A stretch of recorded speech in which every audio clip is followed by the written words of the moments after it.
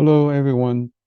In this section, I'm going to talk about how to fork the Unicorn project, customize it, and host it in production using Google Cloud Run as your personal landing page.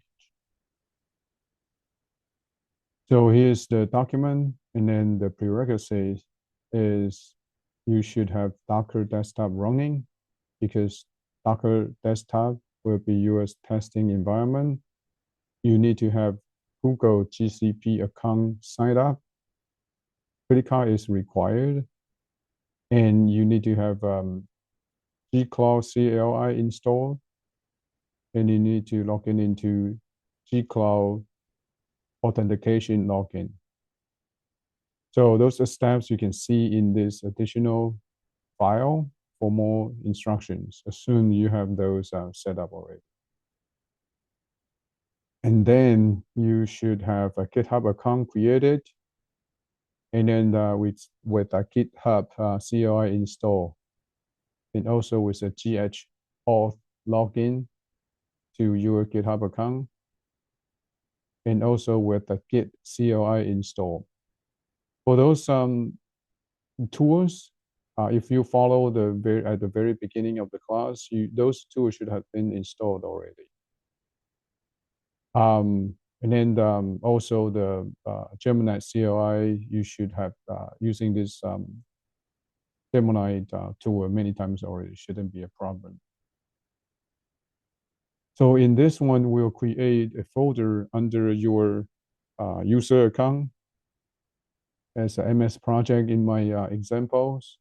And then to me, I create a class demo, but for you, you can have just right after the MS project, you can run it. So in this folder,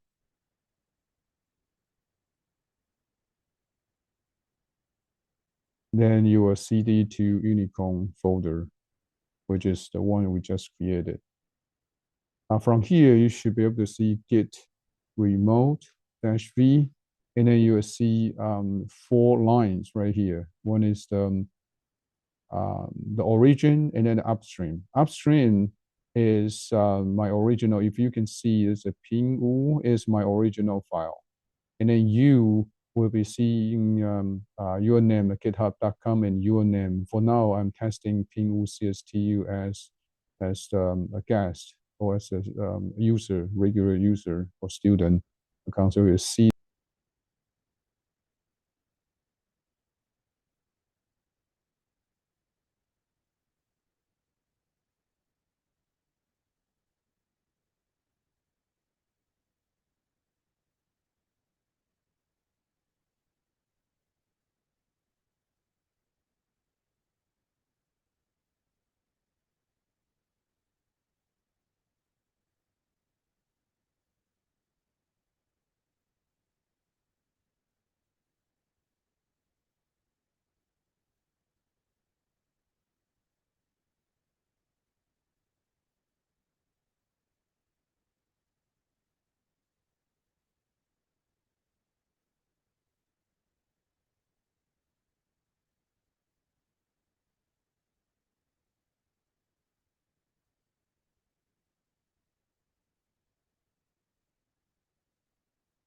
So as you can see right here is those symbolic link has been it will be created.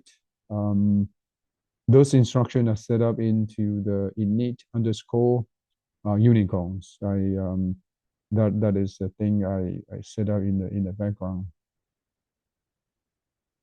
So and then after that, it will copy the project will copy the template knowledge to your personal knowledge.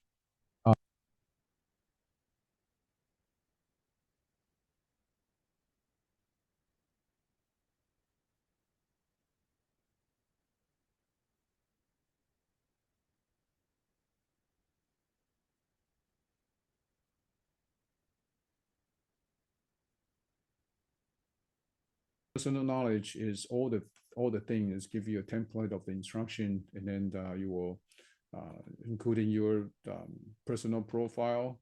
Right now I'm having a sample profile. You're going to update those files, change to your name, and then set up your own goals, right? So that when you do the prompting, you would have more rich context to create the personal right now. Okay.